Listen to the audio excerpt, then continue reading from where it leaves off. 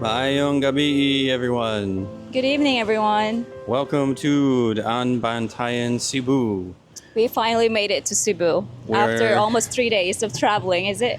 oh, it was crazy. Um, so really, what we want to do is we want to tell you guys about our experience, what we went through, and how much it cost us. Because this isn't something for the faint of heart, and this isn't something that we've actually heard a lot of. We had to get information from G's older brother, who has made this drive multiple times, but we haven't seen this on YouTube before. So we want to share our experience with you guys. So starting out, what is this video all about? Well, G and I moved to the Philippines a couple months ago, and we started in Manila. We wanted to spend time with our family. We wanted to get our feet on the ground in the nice areas of BGC and Makati and stuff like that. And then we also wanted to check on our Balik buy-in boxes that we had shipped all the way from the United States. And we wanted to be able to pull some of the items out and bring them with us. And to do that, I thought the best way would be to buy a truck here in Manila and then get that truck on a ferry down to Cebu, and it would be easy peasy, right? No problem. But in the Philippines, it seems like when you think it's going to be easy, it's really not. Not. And so we talked about, should we buy a truck in Cebu? Should we buy a truck in Manila? Like, what should we do? And ultimately the verdict was buy in Manila, because we wanted to unload some of the boxes and put them in the truck, all of our bags, and then we have the two dogs and everything. And that just seemed easier than trying to bring the dogs and our bags and stuff onto a plane. It wasn't. It really wasn't. And if going back in time, I think we probably should have just flew to Cebu after a couple weeks of being in Manila, and then, bought a truck over here. I guess now we're on Cebu Island. We're at the very tip of Cebu Island at the north. If you guys have never heard where Daan Bantayan is, we're at the very top. So ultimately, we had the truck, right? It's loaded up with all of our stuff. How do we get it to Cebu?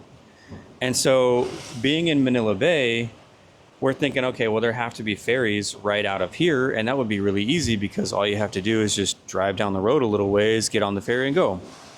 So we called up the company To Go, and they gave us the most insane price to put the truck on the ferry of $1,300 US. And in that email that they sent us for the confirmation, it said you cannot have any personal items in the vehicle, and we're supposed to bring the truck to them 2 days before shipping. Basically, we give the truck to them, they load it onto the ship. And my thought process is that they were worried that if we have personal items in the truck, some of their employees might steal stuff, and then we accuse them, and then it's this big whole ordeal. Well, first off, the price is, again, insane, so that's not going to work. But then the fact that our truck is already loaded up with all of our personal items, some household goods, that's not going to work. And so we decided that we're going to have to take the long route. A ferry from Manila to Cebu was going to be about 22 to 23 hours just straight going there, and that would have been so much more convenient. Yeah. They had nice accommodations that you could rent, like your own actual little hotel room on the boat. You have your own bathroom, or you can go cheaper and they have a bigger room with a bunch of bunk beds in there that you could get. Whatever you guys wanted to do if you wanted to take that route. But again, having the truck really put us in a damper. So we figured out that we have to drive 14 hours from Manila down to Matnog. So we thought.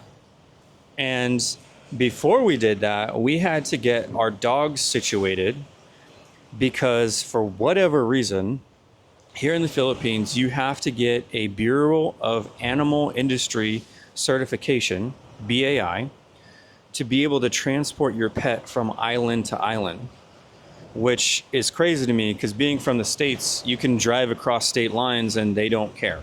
Bring as many animals as you want.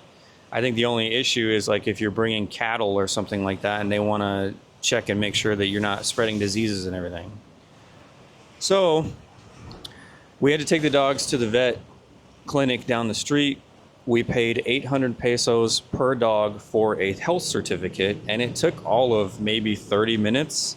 And 800 pesos is like, what, $13.50? Which is amazing, by the way, because back in the United States, we had to get a health certificate before coming here, and that was $150 each. So, I mean, we're talking, what was it, $27 versus $300? That's a huge difference. So, once you get the health certificate, you then have to take all of your documents for the rabies shots, inoculations, the health certificate, everything, and you have to submit it to the BAI for approval. Once you get the health certificate, you have up to 3 days to submit it to BAI. Now, once BAI approve it, you have 10 days to use it. Yeah, so we're in a time crunch because we're trying to get out of Manila. We've got all this stuff with us. We're trying to figure out when we can get on a ferry. And then we have to get all this done. First off, before the 3 days is over, we have to get that certification. And then before the 10 days is over, we have to get to Cebu. So we're trying to rush. We get up super early on Monday morning. And if you guys don't know this, if you're in Manila, I don't know about the other big cities, but in Manila, depending on the last number on your license plate, you are not allowed to drive on a certain day of the week. The last number on our license plate is a 2. And so 1 and 2 is for Monday. So during rush hour times, we're not allowed to drive. So we get up pretty early and we're trying to get out before the rush hour time. And for some silly reason, our GPS won't put us on the toll road. Now, if I can give you guys some advice, if you're going to buy a vehicle in Manila, make sure that you go to an RFID installation station so that you can get the toll road sticker put in your windshield. Even if you don't drive on the toll roads that often, some of the places have a booth where you can pay in cash, and then some of them don't have any. Like, you have to have the RFID or they're going to send you a ticket in the mail. And if you're a repeat offender, I think the ticket prices keep going up and then you get in extra trouble and all that. So we thought it would be easier going up to Subic Bay a couple weeks ago that we should just get the RFID sticker. It doesn't cost anything other than the money that you put on there to load it. Mm-hmm. So we started off our trip thinking the GPS was going to put us on the toll road, which is basically their nice highway. And for some reason it didn't. I have no idea why. And instead, we got taken on the side roads, and we could literally look over to our right and see the people on the toll, and we're like, why isn't that us? Yeah, and also we did have it set up for our Waze and Google Maps to not avoid tolls. So that's why we were confused why it was not taking us. Yeah, it was really weird. And so we ended up getting to an intersection where we got stuck there for literally an hour because for whatever reason, the traffic enforcers, there were a good 4 or 5 of them out there, big intersection. They kept letting everyone else go. The left would go, the right would go, the other side's coming this way, but they wouldn't let us turn left. And we were there for an hour. Yeah, it was very chaotic. They were not organized with the whole intersection. I don't know if it was just them forgetting that they haven't let us go yet in this lane. But yeah, some vehicle in our lane just started going because, again, nobody was directing traffic on our side to go. Yeah. So I can't believe we were there for an hour, and I'm not even kidding. That was crazy. And when we're trying to do this long journey, we're already stressed out. We're already anxious to get on the road and get all this done, and we're stuck here at this light not moving over and over and over, and it was too much. But eventually we got through, thankfully, and we get going down the road, and I'm asking G, hey, get us to the toll road because this is insane. We need to get on the toll road so we can get going faster because it was supposed to be 14 hours. Now we're up to like 16 hours. So we finally get on the toll road, and it lasts for about 5 or 10 minutes, and then we're off the toll road, and it cost us 136 pesos, which was like $2.30. And then we're back on a regular highway, according to Philippine standards, which it's actually pretty small road. And during times you're going to have two lanes, one going either direction. And then sometimes you'll have an extra lane on the sides. But those extra lanes are usually where people are parking their cars or people have put their businesses out there. And so it's pretty cramped. And so on this highway, I don't think we ever got going faster than maybe 45 miles per hour or 60 kilometers per hour, which, like, compared to our US standards of driving on the highway, we're driving 70 miles an hour to 85 miles an hour. So that's a huge difference. And having a straight highway the whole way, you go really quickly. This trip was 361 miles. Mm-hmm. And if we were to drive this in Texas, we would get it done in, 3 or 4 hours. But because of these small roads and the windy roads and the tricycles that are going really slow and the motorbikes that are going really slow, and then you've got big commercial trucks that are shipping stuff, they're going pretty slow most of the time. Sometimes they'll go fast, but especially when they hit a hill, like, they're going so slow. Yeah, and you got to try and pass them. And also their highways here, again, is not designed like the US. So the highway, it basically drives you all throughout barangays, which are like villages. Small towns. Yes, small towns. And in these towns, they have a lot of schools in the highway, right? So you have to obviously slow down because, there's schools everywhere, all throughout, all the way to Matnog. And there's not really, I've seen a couple of speed, or what do you call it? Like speed limit signs? Speed limit signs, because it's non-existent here in province, I'd say. I don't know, but we barely see it, and everybody else are kind of just like going so fast, and I guess kind of like...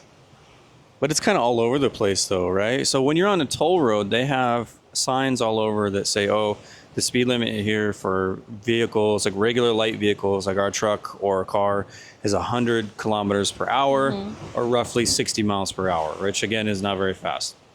But going in the province, every once in a while, we'd see a sign that said 60, we'd see a sign that said 40, but then most of the time there's nothing. There's none. So you've got people going super slow, and then you've got other people going really fast, super fast, and it's just all over the place. And in blind spot too. Because, again, there's a lot of curves and they're like going so fast. And I was like, okay, calm down. Because I have seen, we can even like put some footage in this video as well to show you guys what kind of highway we're talking about here. And yeah, you're going to love that. And yeah, it was a very interesting drive. Potholes everywhere. And it was so bad. And an even surface. It was terrible. Everybody was swerving everywhere, and I was doing the same thing, and Sean was doing the same thing because we took turns driving, and yeah, it was really fun. Yeah, fun is an understatement. This is definitely a road trip that we weren't fully expecting, and not something that we were used to doing. We've driven all over Texas and the United States and everything. Like, we drove from Texas to Utah to Montana and then back down again. And even though it was like roughly 24 hours, it wasn't that bad. Here, it's a whole other story. If it's a long drive, it's usually because the roads are small and windy and you've got a ton of people. It's not very efficient as far as traveling goes. I wish we could have taken a plane. That would have been so much quicker. But, alas, this is what we had to do. So during this process, we had to stop because it was getting dark. It was like around 8 p.m. And so we decided, it's not really safe to keep driving at this point because, again, there's barely lights. Like here in the province, they don't have street lights. And again, it's very dangerous because, again, there's like a lot of curves and potholes everywhere. And again, they're really bad. To top it off, it was also raining.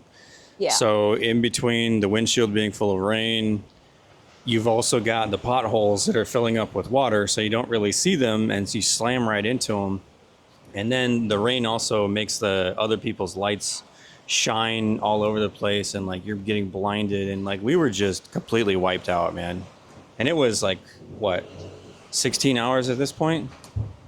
Well, it has been 16 hours when we got to our Airbnb because we had to just stop because our eyes were tired. We were tired, we're exhausted. Exhausted. It was so much energy, and I'm telling you, the stress and anxiety, because you constantly have to watch who's on the road and what are they doing and who's trying to get on the road, because some of these motorbikes and even the tricycles, they will zoom right up to the intersection and jump right into traffic without even looking. And that's not an exaggeration. They don't look, they just go. And I don't know if they're hoping they don't get hit, or they don't care, or they're looking for that payday if they get hit. I don't know. There's a lot of times where that happened. So I kind of like, I don't know how they can trust other drivers around them, because I definitely, again, we're used to the US, we're always looking left and right. I mean, it's common sense. Yeah, and you take your time when you're trying to get into the intersection or into traffic. But here, we found that a lot of drivers here don't really look, and they just go. Yeah, but so basically, you have to be aware of them. It took a lot of our energy, right? And so we're exhausted. We can't see very well again because it's dark and raining and all that, potholes everywhere. And so we decided to pull over and we look for an Airbnb that's fairly close by, or at least it's on the way. And we find one that was $25 for a night. Score, right? That's a pretty good deal. And it's got free parking. They allow pets. So we're good, right? We just need a night to sleep and regain our energy. And then the next day we'll continue on and we'll be able to drive in the light. Now, one of the things that they wanted us to do ahead of time for the ferry was to have a reservation for the truck. Not for us per se, because it's not hard to get people on the boat, but to have space for vehicles, they wanted reservation 3 days in advance, and our reservation was for that night. The problem was we still hadn't gotten our BAI certificate for the dogs, so they wouldn't have let us on the boat anyway. So we're like, okay, well, we might as well just stop here and get some rest for the night so that we can continue on fresh the next morning. And so we did, and we walk in, and the people working there were really nice, but there were spider webs on the walls. It smelled like dust. The bathroom was incredibly dirty, which was ironic because there was a sign in the bathroom that said, "This bathroom is cleaned and sanitized regularly."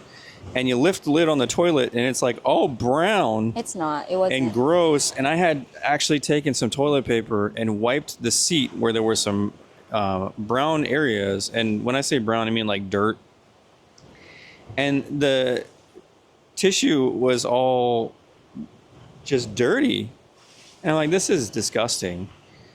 And anyway, we didn't care at that point because again, we just need a place to stay for the night. It's not cheap. Like we're staying there.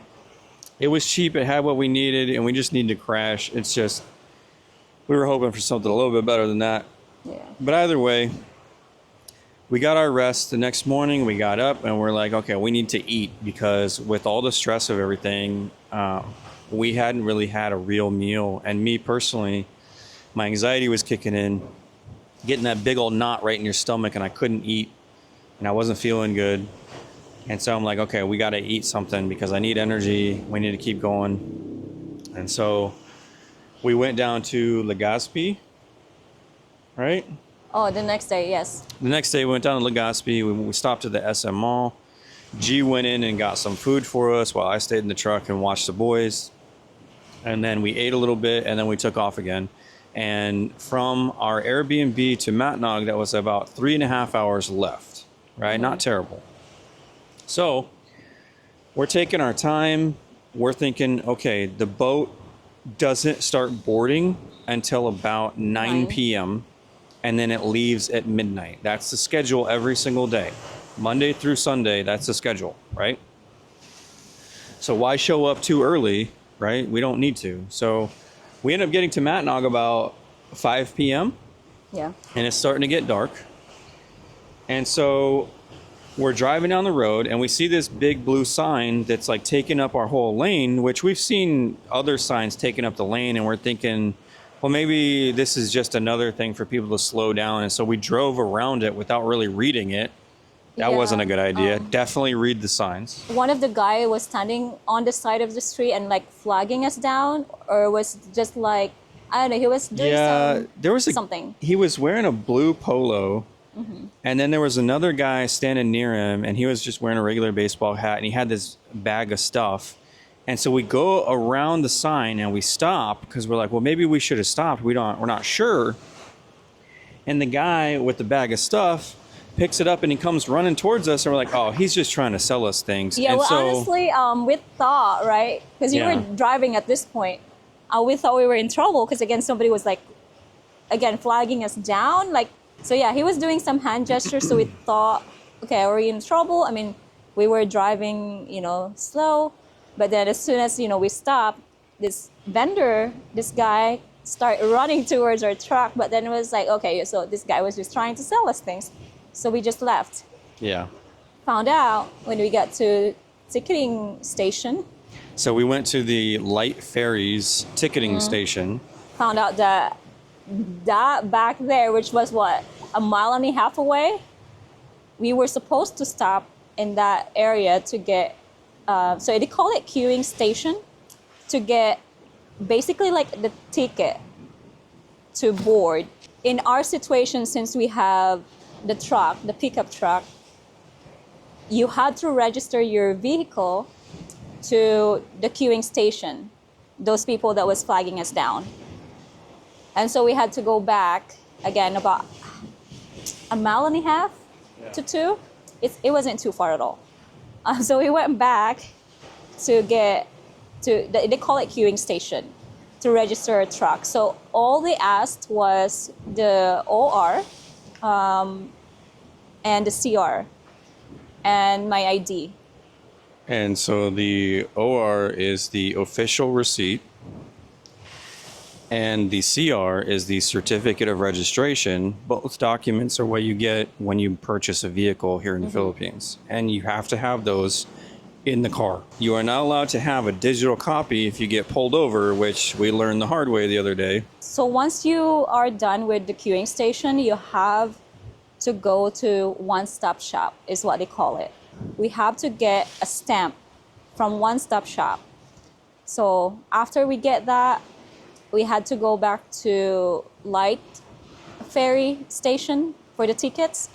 So that's when we paid for the truck and for ourselves. We're also gonna put here on the screen, because I took pictures of how much you pay for your vehicle, because every vehicle is different. So in our case, we paid about, so 11,460 pesos for a pickup truck. Now for a driver, we paid 210 pesos. For mine, it was 1,200 pesos. By the way, the 1,200 pesos is for the tourist with AC. They call it tourist area, tourist room, because it comes with AC. It's not a private room, but it is a closed off room with nicer bunk beds and AC and all that. Whereas the regular tickets the area is much bigger. The bunk beds aren't as nice, and there's no AC. It's just all open and everything. Next process was, so after we got done with getting the ticket, we then had to go back. We had to go back to one-stop shop. Again, in our case, in our situation, since we have the vehicle, it's a different process for us. So we got back to one-stop shop, and I had to go to four different windows. The first one was window 17. We had to pay what they call LGU. I asked them what LGU means, just so I am aware. And the three of them that works there smile at me, and because they don't know what it stands for. And so I said, yeah, never mind. I just wanted to know. So LGU, we had to pay 110 because it's 60 pesos each. Now, the next window, we had to pay for the terminal fee. So terminal fee, each person is 30 pesos, so that's 60 pesos for both. And after that, we had to go to the next one, the 19. Only because the window 19 is only if you have a vehicle with you. So we paid 258 pesos for the pickup truck. And after that, the last window, the 20, basically this guy just had to finalize everything. So he put a stamp on the ticket. They call it, I think, stamp clearance. So you can, after that, you can then go to the port or the pier and present that ticket. So you're good to go after that one. Now, in our case, again, we were told, actually, I forgot to mention this. So when I got to Life Ferry ticketing station, they informed me, there's also a sign in there that the ferry that we're supposed to take at 12 midnight is delayed. They were supposed to come or start loading at 3 a.m. instead of 9 p.m. and probably leave around 6 a.m. At this point, we're like, okay, we have to get an Airbnb again because it was like only around 6 p.m. at this point. Yeah, by the time we were all said and done with everything, it was roughly, I want to say 6:30 or 7 p.m. I'd say closer to 7 p.m. We have this bundle of paperwork, tickets and ticket stubs and receipts and everything that they give you. It's just a massive paperwork that seems so unnecessary. And why they don't have each of these stations like right next to each other is beyond me. Like she said, we literally had to drive a mile or so to get from one to the other, and then a mile or so to get to the next one, and then back again, and then back to the other one, and then back again. It was just a lot, and it's like, this is really back and forth and it was unnecessary. Sorry, it was only because, again, it depends, I guess, on your destination. But for us, we are from Matnog going straight to Maya. Because Cebu. the guy told me, when we got to One Stop Shop the first time, the guy told me, yeah, this is where you get your stamp for your vehicle, and then you can pay everything in here as well in the One Stop Shop station. But not in our case, because I think it depends on your destination. So maybe it's easier if you're just a passenger, you don't have a vehicle that you're trying to bring on the boat, and you don't have to go all through this process like we did. But still, even if not everybody has to go through it, they should still put all these things closer together so that, it's not so much of a hassle. But again, it's like 7 p.m. We're not supposed to load onto the ship until 3 a.m. because of the delay. And so we're thinking, okay, well, instead of waiting at the port for 2 hours before we load, now we have to wait for a lot longer. Let's get an Airbnb. Airbnbs here are fairly cheap, in comparison to what they cost in America. This next one that we went to was $33, and it looked pretty nice online. It had a hot shower, it had a bed, it allowed the dogs, it had parking, all that. The only thing is that it didn't have a fridge. We had brought some cold stuff with us in a cooler. Because the dogs. But luckily, some of the Sorry stores actually sold small blocks of ice, which I wasn't expecting, but she knew. Thankfully, she knew. So, and they were cheap too. It was like between 5 and 10 pesos for a block of ice, which is like 14 cents or something. It's not much at all. But it was a decent little place for us to just put our feet up and rest, take a shower, go grab some food, and then just sleep for a few hours before we end up trying to get on the ship. We're going to sleep on the ship anyway, but we're exhausted still. By the way, you don't really need to get a hotel or Airbnb because they will allow you to get inside the pier and you can sleep in your vehicle. And we've seen a lot of truck drivers do that. You don't have to get an Airbnb. You can if you want to. There was a waiting area inside the pier too, right? Inside a building. Yes, there is a waiting area for passengers. Yeah, because it's interesting how they do things here, right? So we go to the entrance to the pier, and they've got like 4 or 5 different security guards who are making sure that nobody's just coming onto the pier, right? And we show them our ticket, and they let us in, they open the gate and all this, right? They're very friendly and they're very helpful. Very friendly, right? No issues. Like we weren't feeling like we shouldn't be there or anything like that. So we go through and we drive across the side of the building because you're supposed to drive around. And another set of security guards are sitting there and they stop us and they want to look at our tickets as well.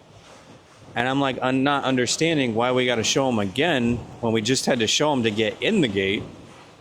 But oh well, whatever. And the gentleman was very nice. And he said, yeah, if you guys want to wait here, we have a room inside where people can sit. You know, we have chairs and everything. So if that's what you want to do, obviously cheaper option, you can. Or you can go outside and sleep in your vehicle, whatever, like a lot of people are doing. So we go to the Airbnb, we eat everything, right? We're about to lay down to get some sleep for a few hours. And I look at my phone, which I guess G gave him my phone number. Honestly, I don't know why they have your phone number, because I put down my phone number. I think it's because when you registered the truck, it was you that was talking to them. That might have been it. Yeah. They called me a few times, like 4 times, and I didn't notice because my phone is on vibrate. And then they also sent me a text saying, I don't know, they were speaking Tagalog, so I had no idea exactly what they were saying. So I hand the phone over to G, and she's like, oh my gosh, they want us to come back to the pier. At the same time, before I can respond, they actually called again. So I was like, okay, what's going on? And they were like, are you at the pier right now? And I was like, no, we actually are not. But we're close by. And she was like, okay, so we have a situation. The ferry that you're supposed to take at 3 a.m. is actually broken. And so we're going to put you guys in a different ferry. At this point, I don't know what, there's going to be a commercial ferry. We're going to talk about that here in a minute. They didn't give us any information other than we're putting you on a different boat. Yeah, and so we thought it was kind of like the same ferry. I mean, the same setup, basically. Yeah, same style, same version. Anyway, so she was really putting urgency on the phone call that we have to show up at the port. At this point, it's like around 8 p.m. And I was like, okay, so what time are they actually loading? And she said, well, they're going to start loading at 10 p.m. It's like, okay, we're close by, so we're going to get our stuff ready and we'll be there. And then she called me again after like 10 minutes and was like, are you at the pier yet? And I was like, not yet, but we're very close by. We're getting our stuff, ready to go. We have to leave a hotel. And she was like, okay, yeah, that's fine. It was kind of weird that she was calling again. But yeah, she was a few minutes later, like trying to put urgency on, like, are you guys there yet? Like, what? We're not supposed to board for another 2 hours. Like, what's the urgency? And she never really explained it either. And so we pack up all of our stuff and we messaged the Airbnb owner, who actually lived across the street. And that's where we had to park the truck because the parking at our place wasn't big enough. And I told him, look, thanks for letting us stay, but the ferry office is telling us that we got to get down there. There's another boat they're going to put us on. So basically the guy made $33 and we didn't really stay there for very long at all. And so we pack up the truck, we take off back to the pier, we go down there and we sit in line right outside the main building. And eventually within, I don't know, maybe 15 to 30 minutes, one of the gentlemen working there had us go down to where the boats are. And so we're following another car and we go over there and we're lining up and we're like, okay, so this is the boat we're going on. And then some other guys come over and they say, hey, this isn't your boat. You guys need to pull over here and wait and we'll let you know when to board your boat. I'm like, okay. So we sit there for a good, I don't know. An hour and 30 minutes probably. It was like an hour and 30 minutes. And it was roughly 10 p.m. when they told us to come over to the other boat and start loading up there. And so again, we had to wait for other people to get on and all that stuff. And I mean, they were true to the 10 p.m. loading, which was good. They're on schedule. We ended up finally getting to back the truck up into the boat. How was that experience for you? And it wasn't terrible, right? They had people that were guiding us. But the funny thing is that, we're driving a nice truck and then they see that I'm a foreigner. So we've got like 10 guys who are trying to help us out. Like, they were being super friendly, and oh, you know, it's not a Filipino dude, it's oh, he's I white, don't so he's an American. know. Maybe, I mean, they probably do that to everybody. I don't know, but it seemed like they were being extra helpful. And the weird thing is that instead of backing in straight, they had me put the truck sideways, like back in and then turn sideways to fit between two other trucks, which I don't know why they didn't have the other one that was in front back in further. Well, it makes sense because some of the semi truck are smaller and some Yeah, are really that's true. big. So in that spot, I mean, the truck fits perfectly. And It's that's just a why big jigsaw exactly they puzzle. told us to Yeah. park over there. I wasn't expecting to have to park the truck sideways, but it worked. You know, we didn't have an issue. So then we get out of the truck, we grab a couple of our bags, we grab our personal pillows and a blanket, and then we grab the dogs and we lock the truck up and we go. One gentleman was nice enough to carry the two dogs. Yeah, because we didn't know where we were going, right? Yeah. And so she's talking to him and she's like, hey, you know, where are we supposed to go? And so he grabs the dogs and he shows us and he takes us down the path that we're supposed to go. Yeah, by the way, since again, we worked so hard for the dog's certification. We paid for it and everything. We had all of the requirements done. And G had to resubmit the paperwork gosh, and the yeah. information legitimately like 5 times. Only because I don't know whoever is reviewing this certification and the vaccination that I'm submitting. For some reason, he keeps asking me to do the things that I've already done and the documents I've already uploaded. Adding It names. is so confusing. I don't know. Anyway, I was just like, I don't know what this guy wants because I did that already. I had to do it 5 times, re-uploading everything. Yeah, it was a lot of work. And again, the 5th time it works. Nothing changed from how I did it originally. I don't know. So I was just like, how are you still working here? But, you know, we go through the whole process of getting the tickets for us to be on the boat. And by the way, the dogs didn't cost anything extra. And Yeah. G keeps asking them, hey, we have dogs. Right. Do you want to see our paperwork? Oh, no. We don't Yeah. need to see that right now. Okay. I was asking him, okay, is there a designated place for the dogs? You know, do you need the paperwork? And the guys were like, no, we don't need to. I was like, are you sure? Because they require it. And it's like, no, it's fine. And that's when we found out that it was a commercial ferry. So what I mean by that is... Well, G found out it's a commercial ferry because she speaks Tagalog, and I had no idea what was going on. Well, Bisaya, we were speaking in Bisaya. Oh, okay. So the Bisaya. He told me, yeah, it's fine because it's a commercial ferry. This is not really what they do. They normally don't take regular passengers. They only take on, I guess, more likely semi-truck drivers. Yeah, so commercial. So you're talking like the big rigs that are transporting, you know, goods and whatnot. And so they do this for a living. And it's not just regular passengers like this, Yeah. like us, who are, you know, just trying to travel. Only seen one SUV in this ferry because the guy told us, okay, yeah, we're actually gonna put 2 different cars in this ferry because again, it's a commercial ferry supposedly. And so they had this other girl with SUV and us, pickup truck, be put on this ferry. And so yeah, anyway, that all worked out. And we're happy that we're able to actually leave. Honestly, I don't mind staying for the night. But this is when we also found out that, again, they don't have Well, tourists. the guy who's helping us with the dogs, he picks the dogs up and he's taking us. And he takes us over to this door. And we go inside, and there's a really steep stairwell. And we're going down. I'm like, okay, this is weird. Usually you just kind of walk over to the accommodations, but okay. We're new at this. What do we know? So we go down the stairs, and we're trying to hold all of our stuff. And I've got 2 pillows in my arm, and of course they're getting dirty because this is a dirty ship. And we get to the bottom, and now we're in the belly of the ship, and we're walking across underneath where all the vehicles are stored above us.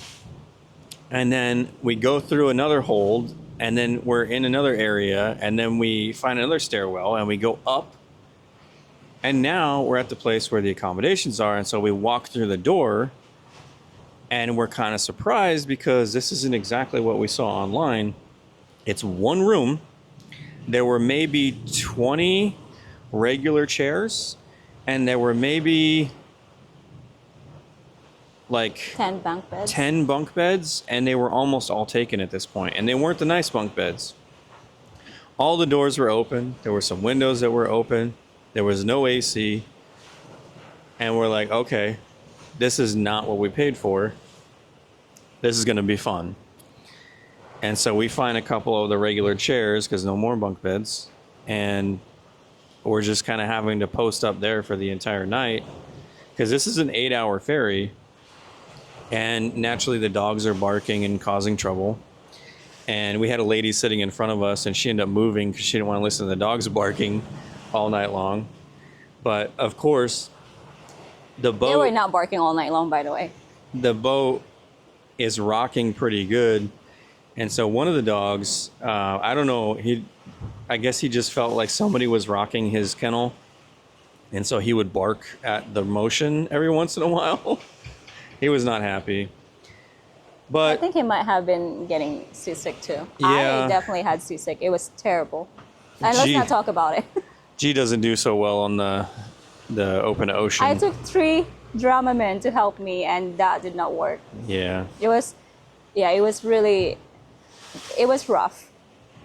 I usually don't get sick to my stomach, and the way that this boat was kind of tossing in the waves, like just because of the weight of the boat and then all the cars and everything on top of it, like it was a lot. I was starting to get a little queasy. We felt it because it's a lot smaller. Yeah. And once the boat was like starting to take off and gain speed, like that's when it was really rocking. But once it picked up speed and we were in the more open ocean, it was a lot more flat. We didn't really have any issues. And somehow we slept in these chairs off and on all night. Yeah. I was so exhausted. We were both very exhausted. So we passed out and we didn't even care. Like, I think I only woke up twice during that time because...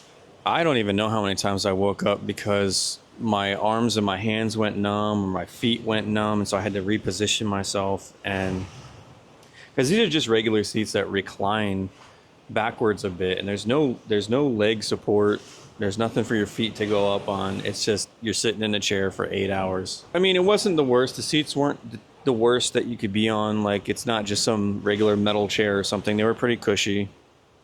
And they had a small TV off on the wall that they were playing movies on. And while we were going, all of the lights were on in the room. And so G stood up and she turned the lights off behind us. And then somebody else turned some other lights off. And then it was still on for a while. So then she got up and turned all the lights off. Well, everybody was asleep at this point. So I was like, okay, well, nobody's even using the lights. So I'm just going to turn all the lights off. Well, one of the lights is glaring upstairs, so it was fine. You can still see everybody, but at least everybody can have a good night's sleep because, you know, the lights were so bright.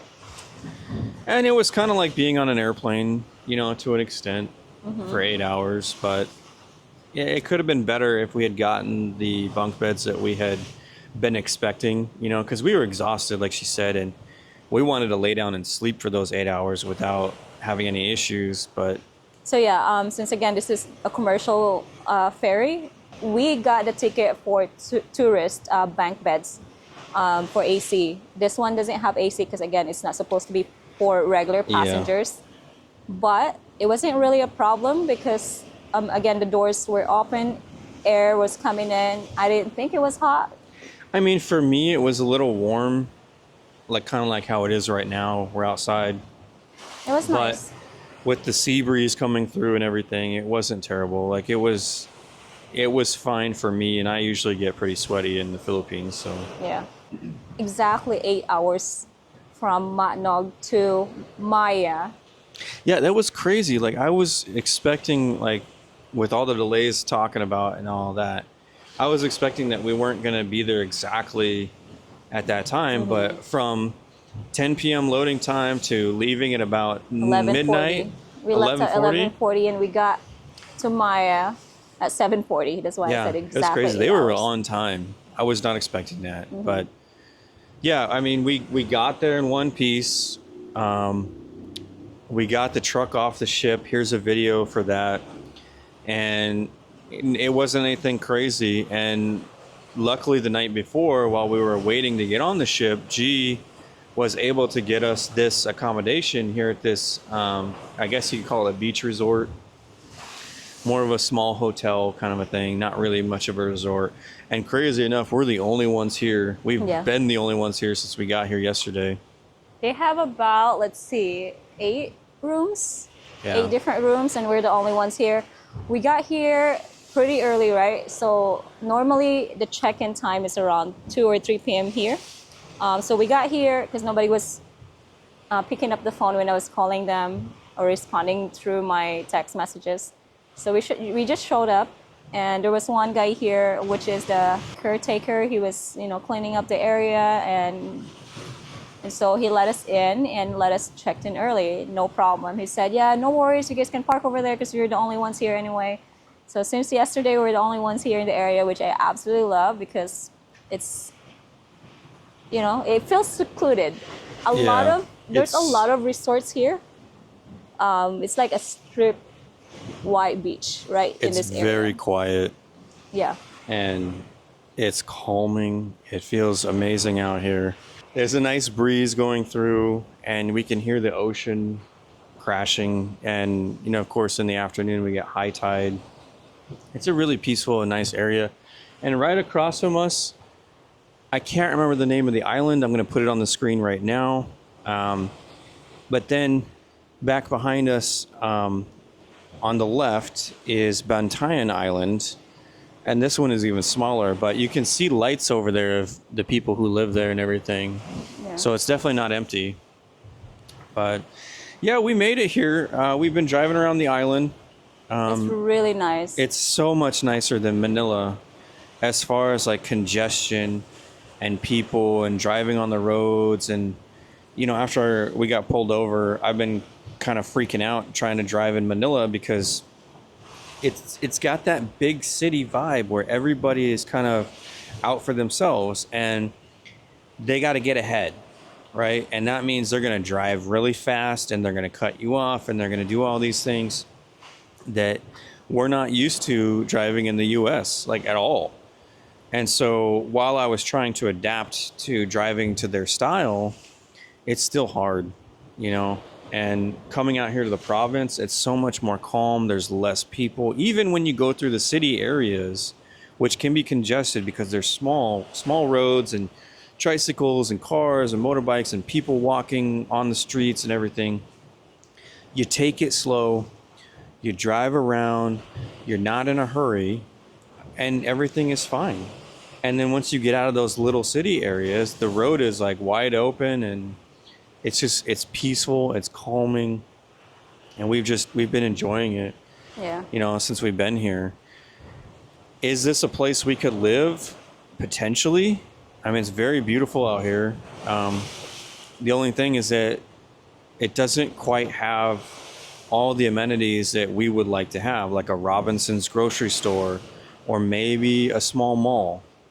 No, we're not generally mall people. We don't need to go to department stores all the time, but it would be nice to have something within like a 30 to 45 minute drive so we could go get groceries or go get things for the house and not have to, worry about making a 2-hour drive or 3-hour drive and then going all the way back just to get some stuff. And yeah. But yeah, this was not an easy trip, guys. I'm telling you, like, this was something different. I've never experienced anything like it before, but we made it. We made it. And ultimately, we ended up spending about We ended up spending about $225, yes. All right. So we spent $225 in comparison to the to-go ferry trying to get us to pay $1,300. That was just the estimate. As an estimate. They didn't even weigh the truck yet or anything like that. And that wasn't including our tickets, and that wasn't including paying for the dogs, which I think the dogs were only like 300 pesos each anyway, so not expensive. But still, we're probably looking at roughly 1,500 USD to go from Manila to Cebu City. And we saved, a ton of money going the long route. Was it stressful? Was it worth it? Yeah, I don't know. If you've got the money, I guess, and your vehicle isn't loaded with your personal stuff, then I don't know. I guess if you feel like it's worth it. But this was a lot of stress, and it took a lot of time. Like, this was what, a 2-day ordeal, really? Yeah. Kind of like I'd say about a full 2-day ordeal, because we got here at roughly 8 in the morning. Mm-hmm. And so we had the rest of the day. It wasn't really stressful in the sense that, it took about almost 20 hours trip from Manila to get to Matnog. Because again, 16 hours to get to our Airbnb the first time, and then about 3.5 hours again from Airbnb to Matnog completely. But that was with stopping, to gas up, which we did twice, and use the restroom to let the dogs out. Getting food to eat and things like that. Like, a typical stuff, but like, we were taking our time because we knew we didn't have to be there. Right. Because we didn't have the certificate yet. But overall, we did it. We were successful. We got where we wanted to be. We spent a lot less money than what we would have spent originally with our first plan. Oh, do we wish we could have just gone from Cebu to here? Yes, definitely. 100%. Like, if the price was more nominal. From Cebu to here? From Cebu to here. What do you mean? Manila, you mean? Manila to here. Like, we would have taken that route in a heartbeat. I would have rather been on a ferry for 22 to 23 hours than to have to drive all the way down here, have to stop for the night and get an Airbnb twice and, do all this stuff. But I guess the moral of the story is it's possible. Like, you can do it. Is it a pain in the butt? Yes, 100%. And is it expensive? Definitely. Yeah. But, lessons learned. Are we ever going to do that trip again? Probably not.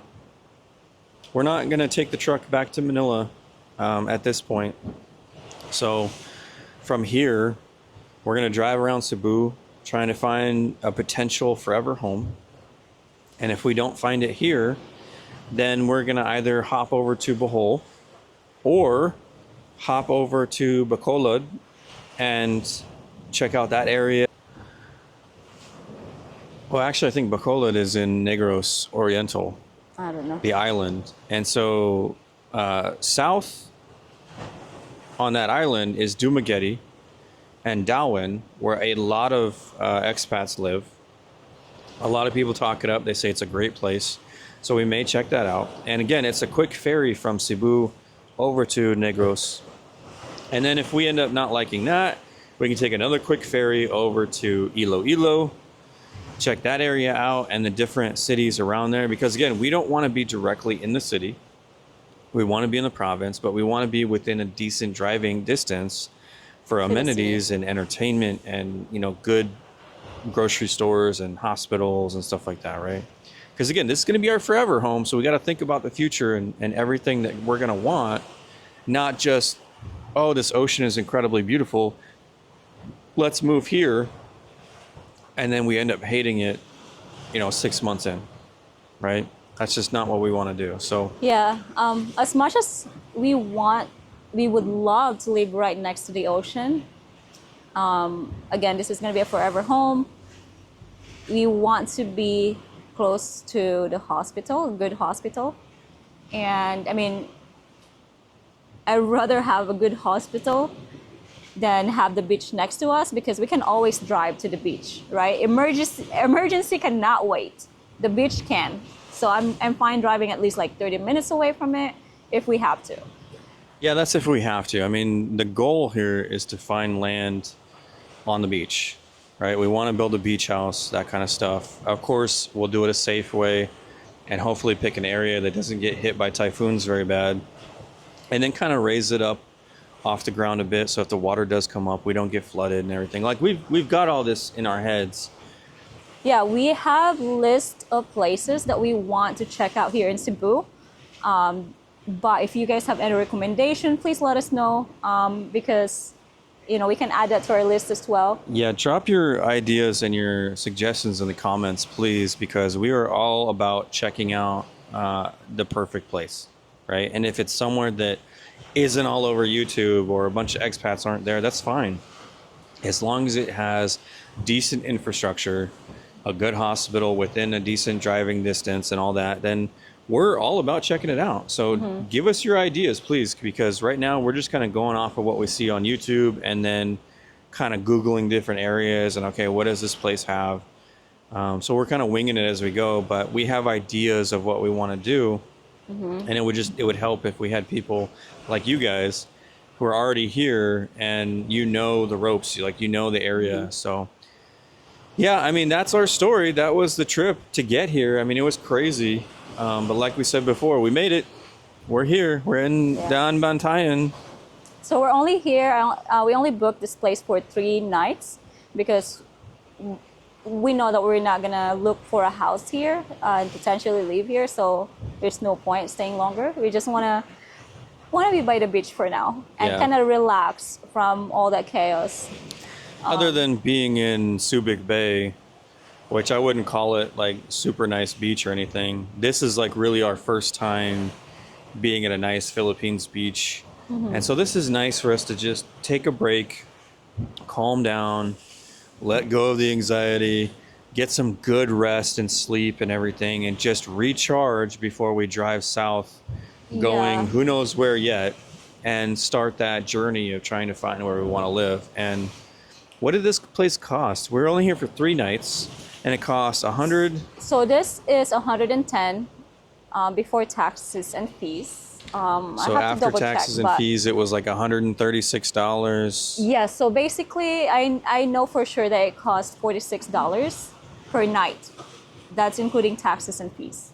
So a little bit expensive, but not terrible. Again, comparing to American prices, like you're not going to find a place like this for $46 a night. Yeah. But when you're looking at Airbnb costs in the Philippines, it's a little up there, I guess, but not terrible. And even though there's a lot of resorts all throughout in this area, again, it feels really secluded. Again, because we're the only ones here in this specific. Yeah, maybe it'll pick up on the weekend I or don't know even what to tomorrow. call it, resort. It's Thursday right now, so maybe tomorrow and Friday there will be more people that come in. But it feels so nice, though. Yeah, there's no karaoke. I love karaoke, by the way. But I'm just saying, all We you just don't hear want it is across the street. sound of the waves. You can run around here. You can skinny dip if you want. All of the crazy things you want to do. I wouldn't do it at nighttime here because that high tide is very rough. Yeah. But yeah, you get my point. You know, it's amazing. Yeah. But 136 US dollars for 3 nights just so we can recharge and feel good about what we're doing and, you know, get back into the game soon. So Yeah, also one thing why we booked here, because again, this is where the port is in Dan Bantayan, in Maya. It's only 30 minutes away from the port. We didn't really want to drive all the way through Cebu City or the south of Cebu right away, because that takes 3 hours to 5 hours, depending where we want to go first. yeah, again, we're talking a road system that is not very efficient, not very fast. So you're going to be winding around and dealing with other drivers. So you're taking it slow, you know, between like 25 and 45 miles an hour usually. So it takes a while. But we're loving this so far, being in the province. It's so different from the big city. Just the fresh air, you can really feel the difference and smell the difference, if that makes sense. I feel like I'm breathing easier out here instead of in Manila because you don't have all the smog and the pollution and everything. And it's nicer. Even one of the dogs, he coughs a lot because he has a heart problem. And usually it gets worse when he's around pollution and stuff like that. And out here, he's coughing a little bit, but not nearly as much. So that's really nice to see. But yeah, we'll be here for tonight and then tomorrow night. And then we'll be on the road again. And we'll update you guys with what we're doing on the next video, where we're ending up and everything. But for now, I mean, it's a toss-up. You guys know as much as we do. Yeah, you know, again, we're open for recommendation, and we appreciate you guys coming along with this journey of ours and this adventure. We have a long ways to go for sure. We are really gonna try to test the water here in Cebu. We're not trying to rush things. If we have to rent for a whole year, we'll do so, because again, we want to make sure that this is it, that we are happy with the area, we are happy with the place that we pick. We don't want to have to build a house and regret, okay, why did we build it here? We have, we have a list of things that we prefer to have in the area.